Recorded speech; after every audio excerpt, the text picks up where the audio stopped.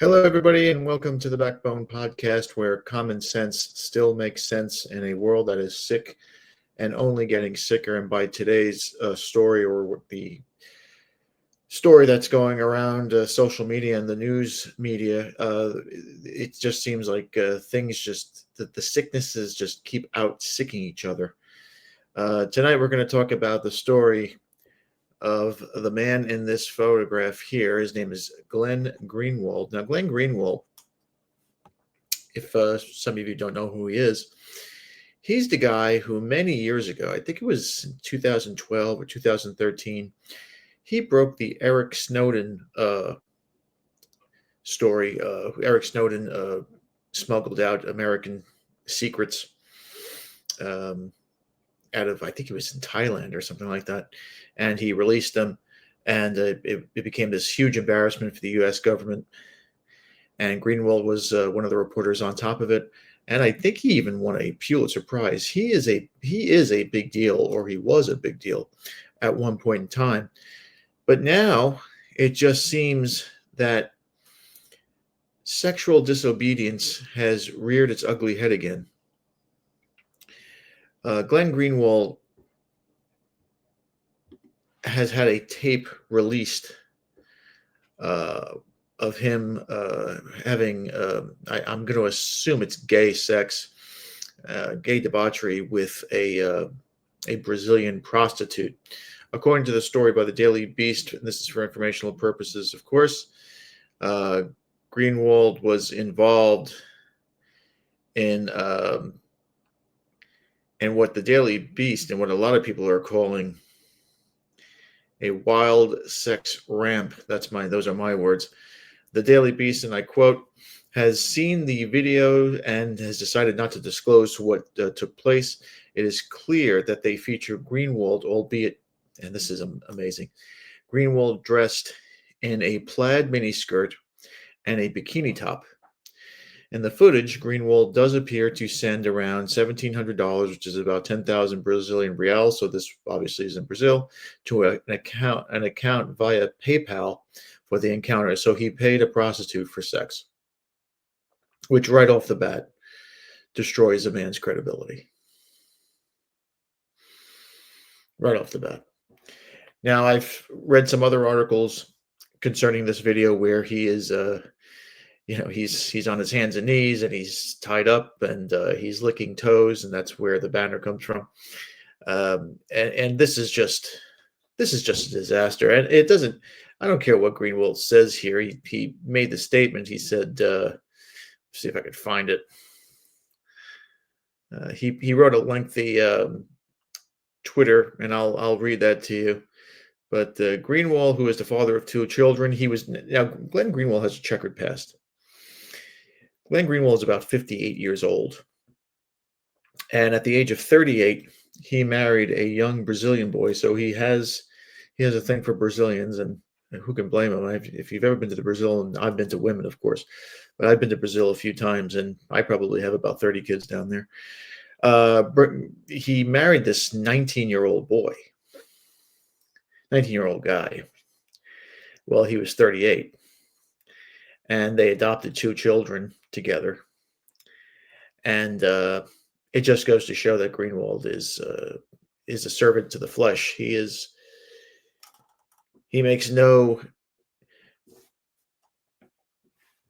not hide that fact. And Greenwald says in a statement here, and I quote, "Obviously, it's an uncomfortable and an unpleasant when your private behavior is made public against your will, but the only wrongdoing here is the criminal and malicious publication of the videos in an attempt to malign perceived political enemies and advance a political agenda. I will continue all my prongs. I will continue all the many prongs of my journalism and pursue the causes most important to me exactly as before." Now, I worked in journalism before. I was a writer for a news agency. I can tell you that, and he's at a much higher level than I was. The only thing a journalist has is their credibility. And Greenwald here, because of sexual disobedience, has lost that. And you're going to have people who are going to defend him and say that they don't care what he does in his bedroom or with who, and as long as it's consenting and the person's of age, and they're right. I don't give a damn what Glenn Greenwald does in his private life. Who cares? But how can you take him seriously if he criticizes another individual? He criticizes a lot of people. He's criticized Jake Tapper recently of CNN. He has criticized governments. But here's a guy who engaged, according to many other news reports, in some of those debauch acts that a guy can get himself involved in, and he's dressed up in women's clothing, which I don't even want to picture that. And he's shown that he has a terrible weakness, especially for people who are much, much younger than he is. And I'll tell you another thing. It will be almost impossible for him to get a source that trusts him. Because now that he has this tendency to succumb to flesh,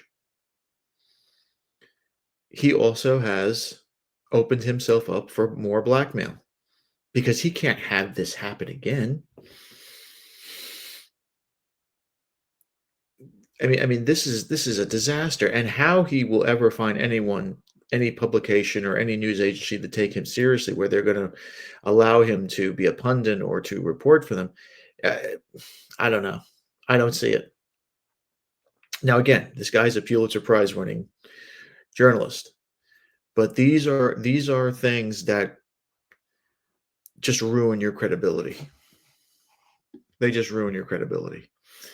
And let's read the statement that Greenwald put up on X or Twitter, whatever you want to call it. Greenwald, and I quote, "Last night, videos were released online depicting behavior in my private life." I already read this. Some were distorted and others were not. They were published without my knowledge or consent, and its publication was therefore criminal. Though we do not yet know exactly who is responsible, we are close to knowing, and the motive was a malicious political one. As for the content of the videos, I have no embarrassment or regret about them. This is the problem that I have now. Okay, again, you can do whatever you want in the privacy of your own home. But when these become leaked, so the entire world and their mama knows what's going on, you lose a tremendous amount of credibility. He goes on to say the videos depict consenting adults engaging in intimate actions in their private lives. That's not necessarily true. It's consenting adults. One is being paid to be there. So you have one consenting adult and one paid adult. They all display fully consensual behavior, harming nobody. Obviously, it can be uncomfortable and unpleasant when your private behavior is made public against your will. That's why the behavior is private in the first place. The only wrongdoing here is the criminal malicious publication of the videos in an attempt to malign perceived political enemies and advance a political agenda. Others are, of course, free to form their own judgments. We'll talk about judgments later, as some are prone to do about others' private lives. It won't change my work. I will continue all the many prongs of my journalism and pursue the causes that are most important to me, as exactly before, as I read before. Now, there is Greenwald. As we said, his career is based on two things: credibility and sources. I don't believe he'll ever be able to get anybody to trust him again. He has a history of succumbing to desires of the flesh, and this can lead you to blackmail.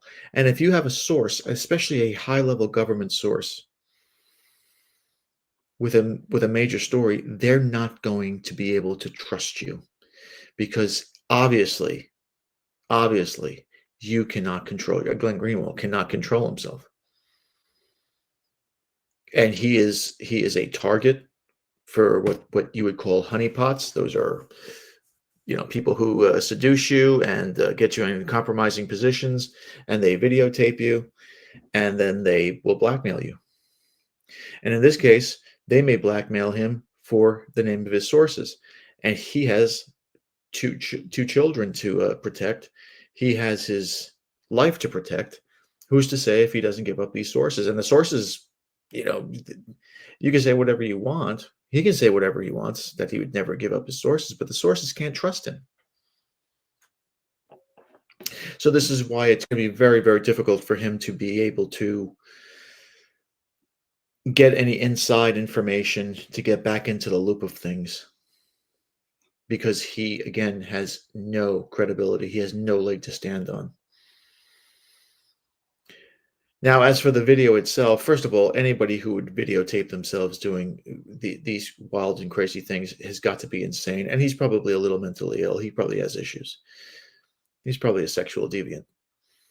And he likes young guys. Who knows how old this prostitute was? If you've ever been to Brazil, you have to be very, very, very careful down there, because Brazil is not the richest country in the world. It's terribly corrupt. It has all the natural resources that a country could want, but it's just not run properly as a government. And prostitution down there is rampant. I mean, you can meet the most beautiful girl in the world and think you struck it rich, but she'll ask you for money, which is unfortunate. But this wasn't by accident. Greenwald, even though he is a leftist,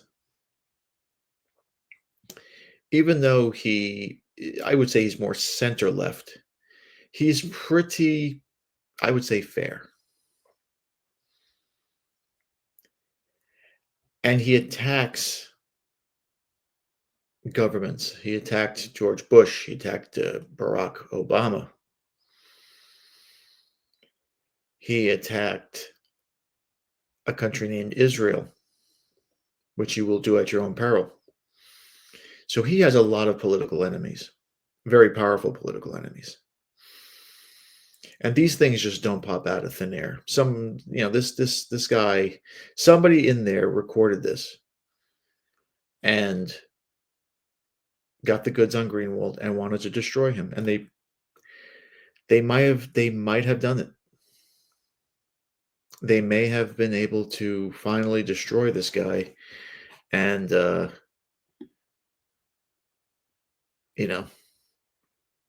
ruin his reputation to the point where it won't be it will not be it can't be salvaged.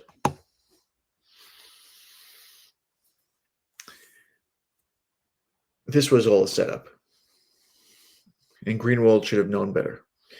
When you're a man of his stature, and when you have the political enemies that he has, you have to be extra, extra, extra careful. You and I are not anywhere near we don't have anywhere near the exposure this guy has, right? We don't have the enemies that this guy has. We have to be extra careful, because if you're at work, if you're at the gym, if you're anywhere and you give somebody, especially a woman, a certain look, or you go up to her maybe and you hit on her, it could be turned against you, and it could ruin your life. For this guy to do what he did is absurd, especially to wear women's clothing. I mean, Jesus Christ, a plaid miniskirt and a bikini top. What are these guys thinking? I mean, mental illness is just running rampant, and it's sexual disobedience at level red.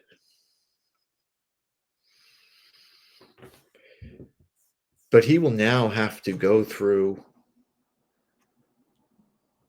he'll have to hug the cactus. He's going to have to rehabilitate himself. He's going to have to reinvent himself in a way that, maybe people get past this. I don't think they will, because this video, if it's been leaked online, it's everywhere, and that means that anybody can see it. And I don't suggest anybody seeing it. I don't want to see that, but this is going to be something that will live with him forever. And the question is he has two kids, right? He had a civil union with another man. They adopted two children, which I'm not crazy about. I don't agree with it. Where were these kids when this was happening? How often does this happen? Are these kids in trouble? Are these kids in danger? Because this could be the tip of the iceberg. We don't know. I've seen Glenn Greenwald on TV all the time. I've read his articles all the time. He seems like a kind of level-headed guy. I mean, you don't know somebody until you know them, but we don't know how deep this goes. And people want to destroy him. Now this is the first salvo, and it's a shot to the kidneys, and you usually don't get up from this. I don't know if he's going to be able to get up from this, but if there's more out there, can he be trusted? Can you believe anything he writes anymore? Can you believe anything he says anymore? I mean, this is the guy that talked about the Russia propaganda hoax. He's the one who, is big on this. How do we know he's not an asset for these guys? How do we know that there's not tapes of him with 15 guys in a hotel room somewhere in Moscow, with vodka and pickles all over the place? And oh, geez, and he's getting his freak on there.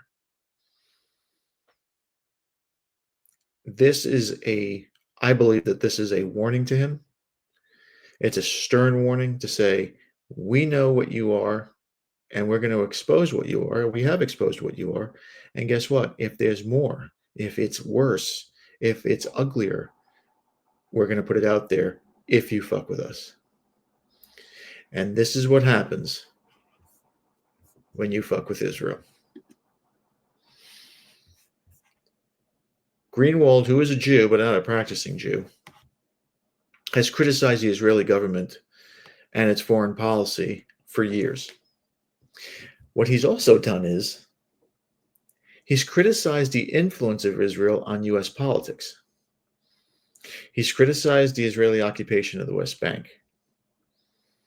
And in the New York Times in 2015-16, he criticized Israel, and he labeled the Israeli government as having abject cowardice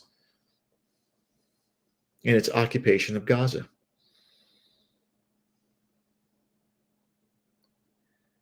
And he accused journalists of malfeasance out of fear of the negative reaction of an influential faction, the Israeli government.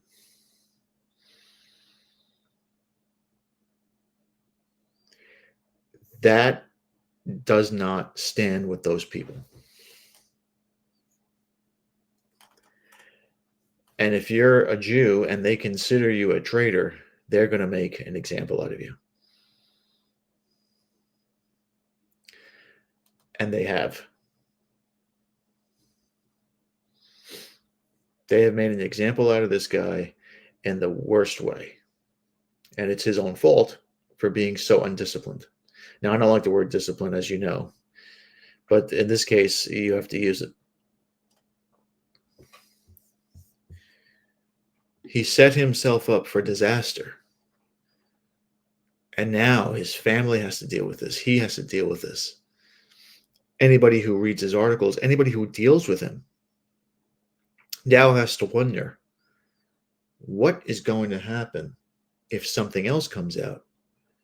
What's going to happen if he's presented with something that he just can't live with being exposed for? I mean, we're seeing it now all the time now. We're seeing all of these crazy stories of adults with children and these crazy sex orgy parties and all that. I mean, we're living in Sodom and Gomorrah. And it doesn't matter who it is anymore. It could be a movie star. It could be a rock star. It could be a politician, a financier. It could be anybody.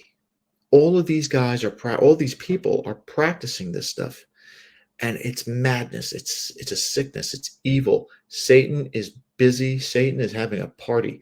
This is Satan's theme park. He loves this shit. And these guys fall for it. And desire of the flesh always, always conquers man. Always. Unless you the practicing Stoic.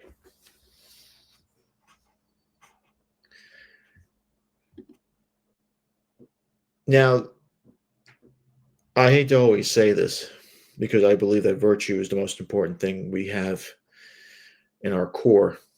But sexual disobedience has won again. It's claimed another victim.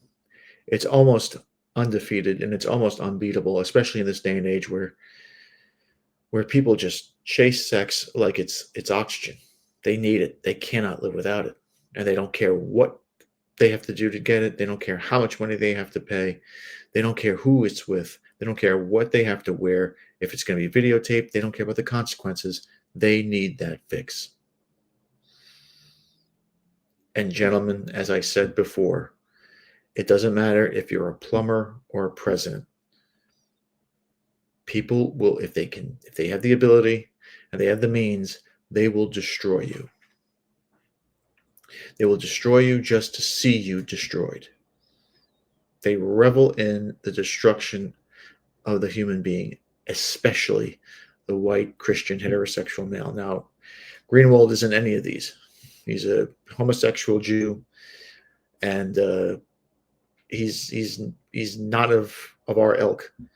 But he betrayed his homeland, according to them, because they're the ones responsible for this. No doubt about it. No doubt about it. And they have to make an example of him, and they have.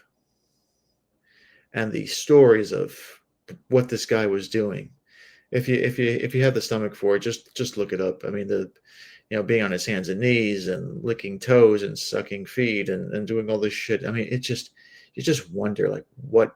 And listen, I am no prude. Okay, I like it freaky with women, of course. I like it freaky too. But there comes you're not getting me in a fucking plaid dress and bikini top and lipstick and yeah, that ain't shit. That shit ain't happening with me. Sorry, I'm too vain. But sex, toes, and videotape: the destruction of Glenn Greenwald, and I don't believe that he will survive this. I think that it's going to take a long time. He's going to have to disappear. The Stoics say if to rebuild yourself, you have to disappear first. You just can't do it in the spotlight. He's going to have to disappear. And we wish him luck. We hope that he first fixes his mentality, because he is a sick person. I mean, listen, I know he's a Jew, but he's an atheist, which just explains a lot too. But he needs Jesus. He needs God. He needs God in his life. If there's anybody who needs God and the Stoics in their life, it's this guy. Somebody get this guy meditations immediately. Immediately. Because this guy's all fucked up. And he won't be able to survive this. His career won't, at least. Who knows? We'll see. We'll keep in touch. We'll keep an eye out on old Glenn. But in the man memo today, I wanted to go over how desire will destroy your judgment. It's one of Satan's greatest weapons. Whether you're a straight man or a gay man, desire of the flesh will destroy you. And you cannot let your desires destroy your judgment. Seneca would emphasize this over and over and over again. Desire can not only cloud your vision, but also destroy your judgment.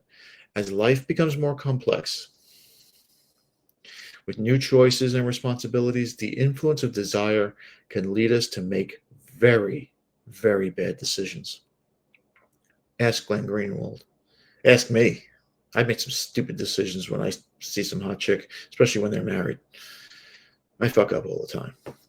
I'm